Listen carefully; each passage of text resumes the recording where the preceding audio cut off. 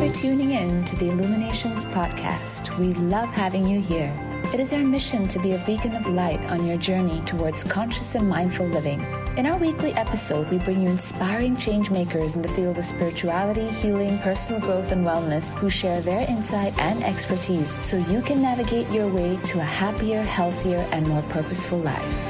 Hello, everyone, and welcome to another episode of Illuminations World Podcast. I'm your host, Nia, and yet again today we have another phenomenal guest with me. So before we get on with the episode, I'd like to share a little story. So a friend of mine once shared that he actually saved himself from a big accident just based on a feeling. So I wondered why and how is that even possible? And when I inquired even more and when I looked into it a little bit more, it wasn't just him, and I found out that there were so many other people who had similar experiences. So that got me really thinking about what exactly is a gut feeling? What exactly is intuition? Can everybody have this experience? So to answer these questions, I have a phenomenal human being with me today. His name is Mr. David Taylor. He is a renowned and leading psychic in the UK. He's been in this industry for about 28 years or more. He is a tarot card reader, astrologer, numerologist, and so many other things that he has under his belt. So I would love to get this conversation started and to know a little bit more about what exactly is this gut feeling or intuition that we all talk about. So welcome to the show, Mr. David. Thank you.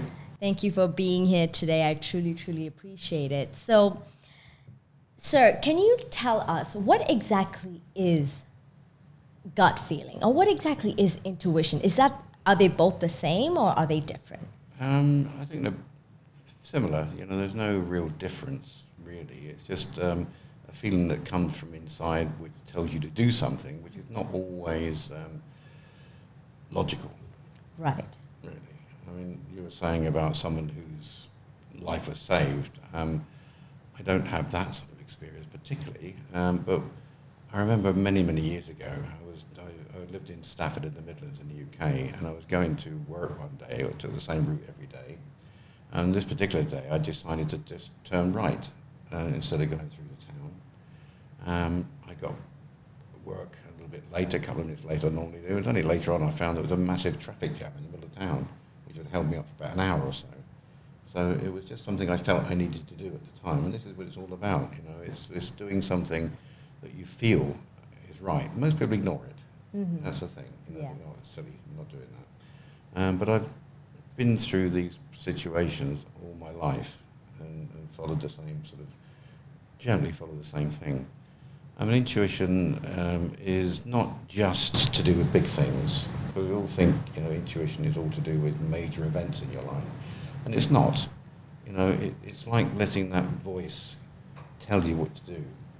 For instance, you get at my age, you start forgetting things. You forget names and words and this sort of thing. And I found nowadays that if I stop trying to remember what the name was, within a relatively short space of time when I'm doing something else, it comes to me. And that's that higher side that comes into your life. Same with losing things like car keys. You can't remember where you put your car keys. You go through the procedure saying, well, I saw it here last. And then you stop thinking about it, and then the answer comes to you. And it's how it works all the time. It gives you that answer without you really having to try very hard to do it. So why is it that we don't trust our gut feeling? How do we even know if something is an intuition or a gut feeling, or if it's just a random thought? You don't. That's the whole point. That's the whole point. You've got to try. It's like what I do, my work. I don't think about what I'm saying, I just say it. Right. I mean, the cards are there to guide me, but whatever comes in my mind, I just let it out. And a lot of it's not actually shown in the card, so it's just using that higher side to create a different sort of pattern of thought. So you're not sort of thinking consciously all the time, you're letting the subconscious take over. And that's what the intuitional side is all about. It's just letting the subconscious side take over.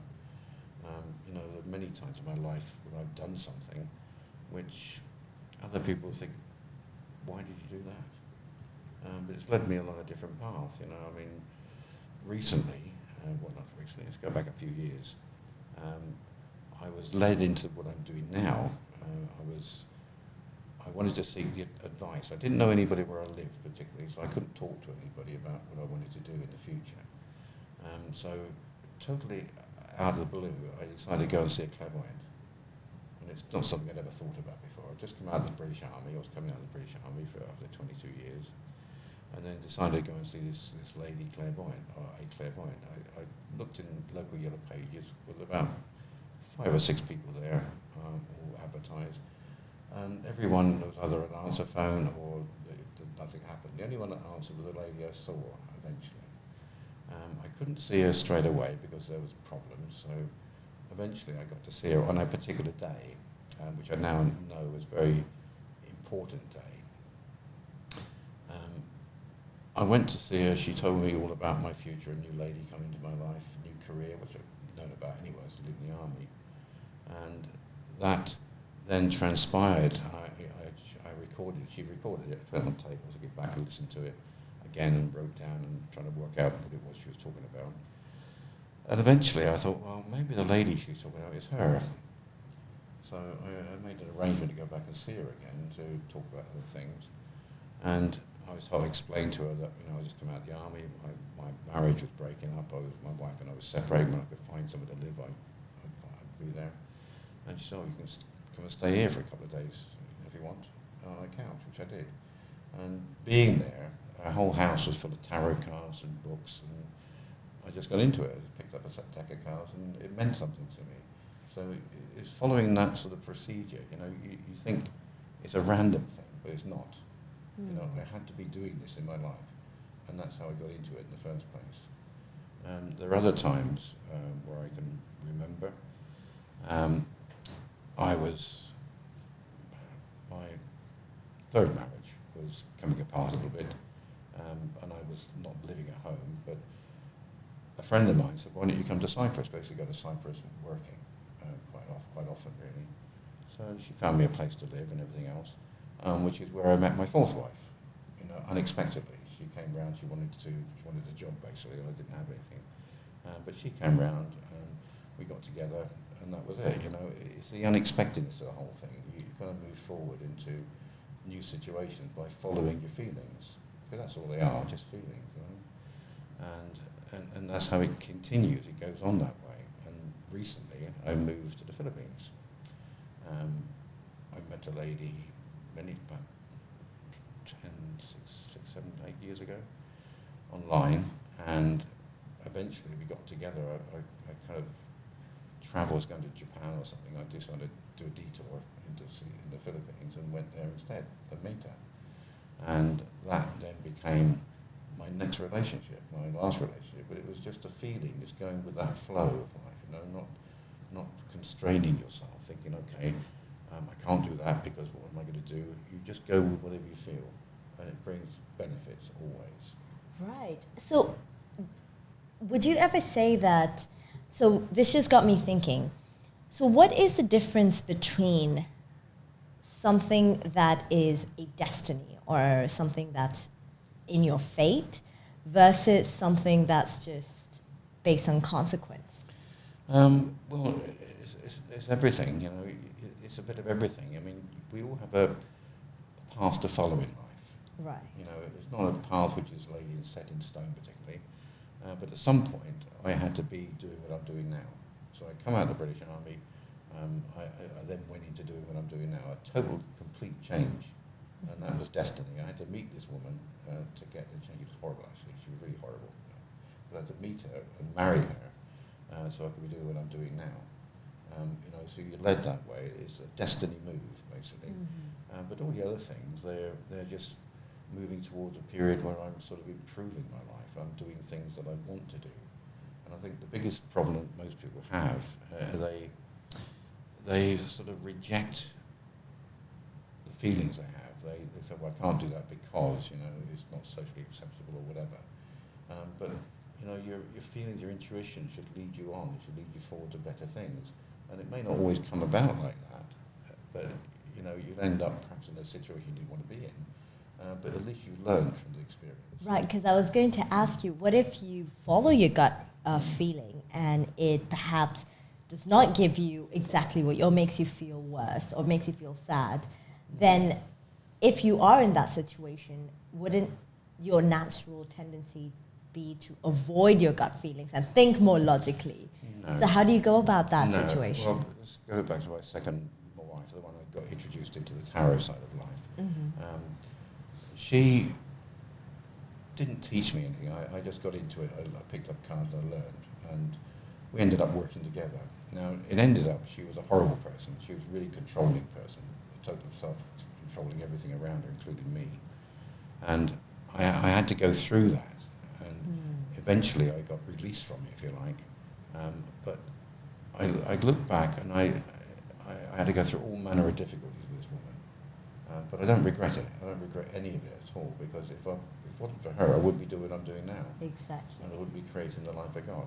So I think the biggest thing in life, for most people's lives, is regrets.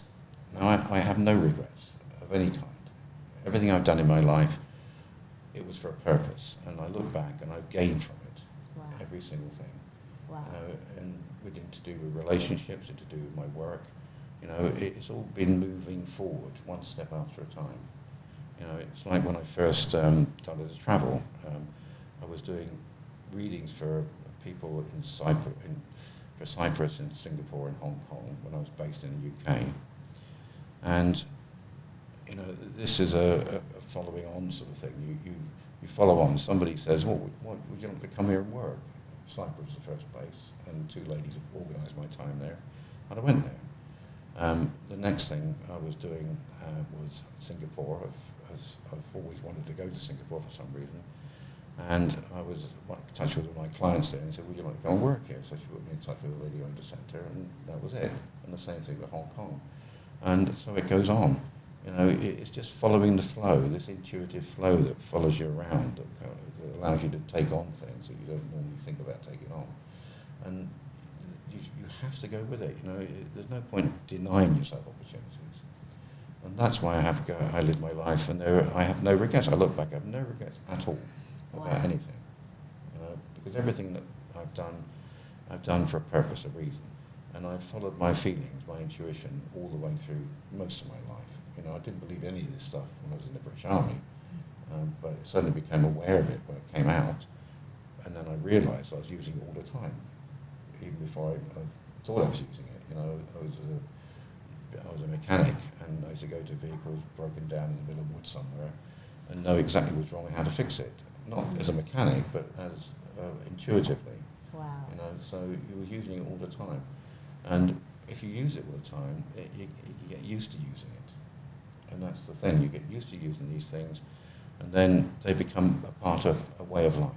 Right. So you're constantly using it. So how would you work with someone? So how does being a psychic, what does that mean? So how do you work with somebody? So if I were to come with you, what would that look like? In what way? So if I don't know anything about a psychic and I'm very curious, and if I were to come to you, what would that mean for me, and how would you be able to help me? Well, as far as intuitiveness goes, it's simply a matter of trusting yourself. That's all it is. If you get a feeling, then go with it, see where it goes to. It doesn't always lead you where you think you're going to go, but it always leads you somewhere better. And so it goes. And that's all it is. It's just trusting yourself, trusting your feelings. I've trusted my feelings throughout my whole life. It's always improved my life, but it's always been a bit of a struggle doing it at times, I've been married 5 times, I'm on my 5th marriage now, basically, it's a bit too much, isn't it, really? But every time I've taken something from that marriage, I've given something to it as well. So at the end of it, you find out that you have these new experiences which you can take on to the next level, the next stage.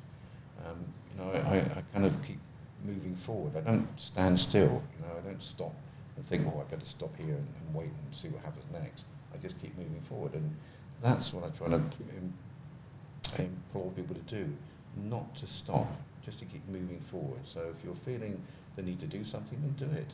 You know, don't hold back. You know, if you feel that you need to turn left or turn right instead of going your normal route, then do it. You know, sometimes you never know at all where these things are leading to. You never know that they are going one way or the other. And that's, you know, when I'm doing readings for people, I kind of tell them, okay, what you need to be doing is just trusting yourself. You know, if something comes up and you think, oh, can I do that? You may not know why you're doing it. You may not know what would have happened if you hadn't done it.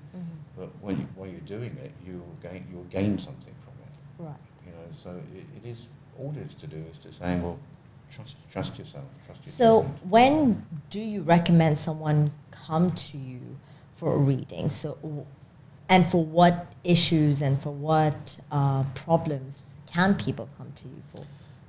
Well, all sorts of things really. Most it depends where I am, I've got to say. You know, what part of the world I'm in. Okay, how does it differ? In Europe, North America is nearly always to do with relationships. Okay. In the Far East, Japan, the further east you go, the more spiritual it becomes. Oh, interesting. So in Japan, I'm dealing with people purely on a spiritual basis. They want to know about their spirituality, how to advance it and get better. Also, similar things. They do want to know about relationships and work and things as well. But it's more geared towards that. So it depends where I am, what sort of things people want to know. But I found out over the many years we've been doing this that situations and problems, everybody in the world has the same side of problems. You know. How so? Could you name a few? Well, Do you mind sharing? It's varying various levels. You know, for instance, somebody who's immensely rich might be worried about money because they've lost £1 billion or $1 billion here, there, and everywhere. Somebody who's very poor has the same worries. The worries are the same. It's just the scale of it's different. That's all. And the same with relationships. Relationships the world over always have the same problems. You know, they're always not exactly the same, but they're very similar. So, and again, in different degrees, basically. You know, in Japan, for instance, ladies there, they tend to be very family orientated, so they're generally looking after their parents until the parents die, and the ladies are generally too old to have a relationship. They think they are. So you've got to gauge them. You've got to try to say weed them off that, but you've got to ensure that they have a life to live. Right. Where in the West you don't get that. You know, the women go out and do their own thing basically. Yeah. But you go to Japan and Asia, it's not like that. You know, people have that great family responsibility, which in Europe we don't have. So as a reader, you need to adapt culturally and with time as well, would you say? We do, yeah. You've got to adapt to where you are, basically, you know. But my readings are always the same. They always come out the same thing, the same way. It's always to do with helping people, you know, because people who come for a reading want help. That's the only reason they come. They don't come to think, oh, he's a nice man, I'll go and talk to him. You know, they want help, and that's what you do. So I always like to think when people leave the reading or leave my presence, they're a lot happier than when they came in. Right. You know, and they go out with a future. Right. Because that's what I give them. I give them a chance to look at their future and say, well, that's what I want to go. That's what I want to do. I've wondered from time to time, you know, whether or not what I tell them is they're going to follow that, or situations arise where they think, oh, well, that's good. I heard about that. He said about that, and I'll do that. You know, and it's people using their own intuition to move forward, to create that life, that better life for themselves. It works a lot. It doesn't work all the time, because some people just say, no, I'm not doing that. I've had some very difficult people at times, you know, that they will not listen to what I'm saying, and they just go and keep on doing the same old thing, and they keep coming back with the same old question. And if they just listened a little carefully to what I'm trying to tell them, then they would not have the problems they got. Got you. So would you also say that, because this is also something that, a conversation that I've had with one of my friends, because I just recently started learning how to read tarot cards. Oops. It was just the headphones. So I just recently learned how to read the tarot cards, and as I was just doing them to my friends, and I was just giving out my intuition or my readings, they said that, oh, this sounds very generic. This sounds generic, although I resonate with it, I got your message, but it feels like it's very generic. So do you get that a lot? Do you feel like your readings can be generic, and people, let's say, dismiss you for it, or people not take you seriously for it? No, I think people take me very seriously. I mean, that's the whole point. I'm giving them what's coming in their future, and it's what you do. If you're learning tarot, for instance, I teach tarot quite a lot in Japan, mostly actually, and it's just letting people saying what they feel. It's not just reading the card. It's just saying what they feel as they go along. And if something comes up in their mind and it's not there in front of them, then just say it anyway.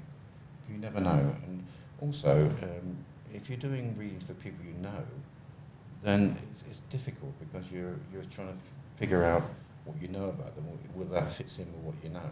And I kind of don't like that at all. I like saying whatever's there. When I'm doing readings, I never look at the person. Only when they come in, when they go out, that's it, or when I'm asking questions. I don't want to know if they're there, basically. I'm just dismissing them from my mind, and I'm just talking about them, and they're listening. But they have no input. And if they want to have input, I just tell them to be quiet, basically, because I don't like interruptions when I'm doing readings. But it's the way I work. I just work by myself, and I imagine I'm by myself working, and that's it. And anything that comes up, I'll say. I won't sort of hide it. I won't sort of dismiss, I can't say that. You've got to be a little bit careful, in terms of major illnesses and death and that sort of thing. You can't say things like that. And why do you not say things like that? Because I'm not God, basically. I think about 75-80% of what I say comes right for people. But there is a percentage that doesn't, because it could be an alternative path for them to follow. Sometimes you see these things. You see someone who can have a serious accident, and you suddenly feel why they can have a serious accident. And if it's to do with traffic or cars or something, you just tell them, you just be careful when you're out driving. Be doubly careful on this particular period of time. And generally, they avoid things by doing so. They listen and they avoid things.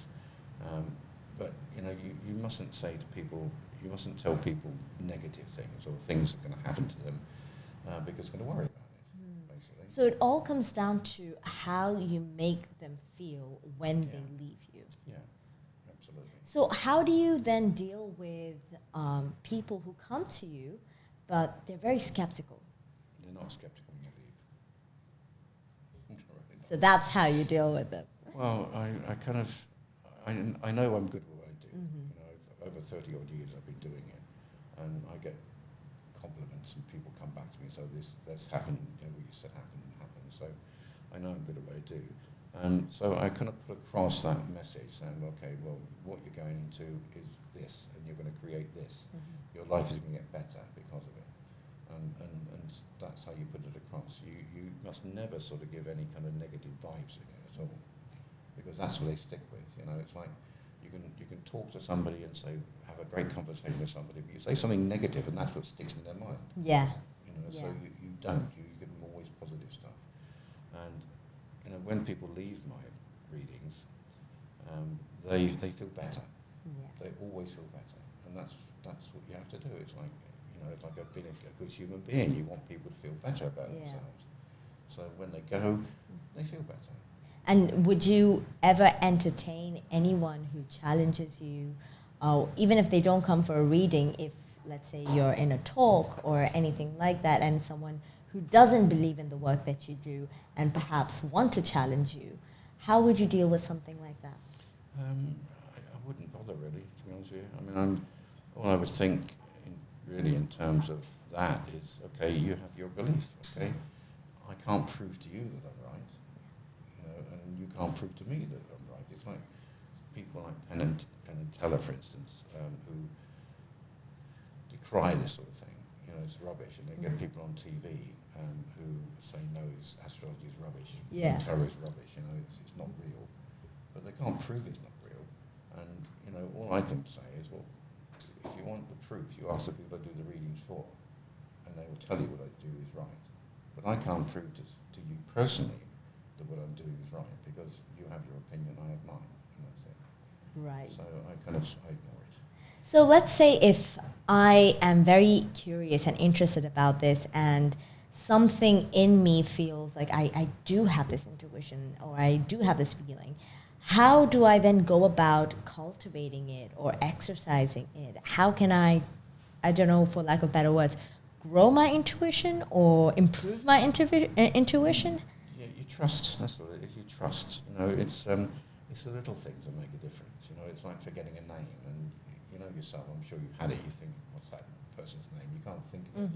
And as soon as you stop thinking about it, it comes. Yeah. And that's your intuition. That's your higher self feeding the information you need. And say if you lose things, if you put something down, you think, where did I put that? And the more you think about it, and it just doesn't appear. And then when you stop thinking about it, it comes. So it's trusting the little things. It's not just the big things that intuition proves for you. You've got to trust all the little things that happen. And that's all it is, just trusting yourself. So what would you say are certain characteristics or certain things that stop you from trusting yourself? I would imagine it's a lot to do with culture. Okay, in interesting. It's to do with your upbringing. If you live in a very logical family, a logical society, you're not going to start thinking in those terms. There are many things that stop you sort of trusting. But I think, when you're young, you tend to trust your feelings more.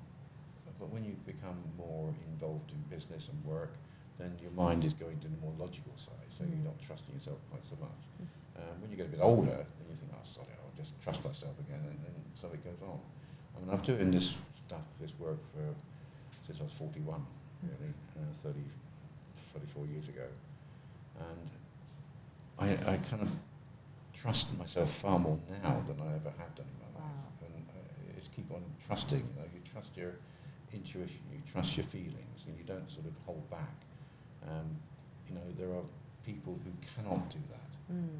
They're just not allowing themselves to do it. They're not allowing themselves to trust what they say, what they feel. In relationships, for instance, I will say exactly what I feel, and I will let my partner know exactly what I feel. And it's how I am, it's what I do. But a lot of people can't do that. They can't say, I love you. They just like that. I like you a bit, that sort of thing. But I think, the more you get into this sort of line of work or this side of life, the more you're able to trust yourself, what you say, and trust your feelings. And, the intuitiveness really does work for you in that way. It makes people aware of who you are, and what you want from them and what they can give you. It gives you that much greater depth of understanding, if you like. And I completely agree with that. And I also think in order to get to that point or do just that, you need to really develop your self-esteem, would you say? And so what are some tips that you have to help someone who's perhaps in a lot of self-doubt or struggling with this? How can they improve their self-esteem or trust themselves even more if they're in that point, low point? There's two ways of looking at this, really, because you don't have to have super confidence to do what I'm doing. Okay. You just have to believe that part of yourself. You have to think, okay, I believe what I'm doing is right. The information I'm giving out is right. But I worry a lot. I personally worry a great deal about things. If I'm flying somewhere, I want to go far earlier than I need to go there, just in case. I kind of lack confidence in social situations. I don't work well with people. So I know my limitations, but I know what I do is the main reason I'm living, basically. I'm doing it because I'm helping people. And all the other little negative bits and pieces of me, it doesn't matter. It doesn't matter. What I'm doing is making sure that people get the best of their lives with me to help them get there. Wow, that's beautiful. I wish I could spend more time talking to you, Mr. David, but unfortunately our time has come to an end. I absolutely love this conversation. It really has given me so much insight, especially when it comes to trusting myself and just going with that gut feeling. So to end this episode, is there anything that you would like to add on or you would like to end this show with? Well, I think, we all live together on this earth, in not in harmony in any way, shape or form particularly. But, we're all part of the same thing. And I think we need to understand that. We're all part of the same thing, and we're all here to help each other. And that's what we should be doing, helping each other through our own difficulties and allowing other people to be helped, And it's like doing one good thing and somebody else will go along and do some good thing for somebody else, and so it goes on. But it doesn't last long because people stop and think, oh, no, I'm not doing that anymore. But, just be yourself. Do your best for other people. Make sure that people leave you feeling better than they did when they met you.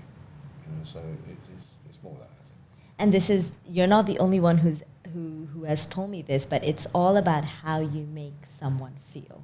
Yeah. That's what they take away, and that's what they remember. Yes, absolutely. It's exactly that. You people come into my room where I'm doing the readings, and they have problems. When they go, they've got problems. They feel better about them. They feel they have a solution to them, or something to get better. So they always go out happier than they come in, which is what I like. Well, thank you so much, Mr. David, for being with us here today and taking time of your busy schedule to sit with me and have this wonderful conversation. I look forward to having you again sometime in the future. Until then, thank you so much. You're very welcome. My pleasure. And thank you to all the listeners who are listening to us today. I hope you enjoyed this episode, and I look forward to speaking to you all again soon in our next episode. Thank you. Take care and stay safe. Thanks so much for listening. If you enjoyed this episode, we'd love to have you tune in again next week as we discuss more engaging topics on relationships, health, career, self-care, and spirituality. If you'd like to help support this podcast, please share it with others, post about it on social media, or leave us a rating and review. We'd be extremely grateful. To catch all the latest from us, you can also follow us on Instagram at Illuminations World, or visit the Illuminations World YouTube channel for more inspiring content. See you again next week, and until then, live light.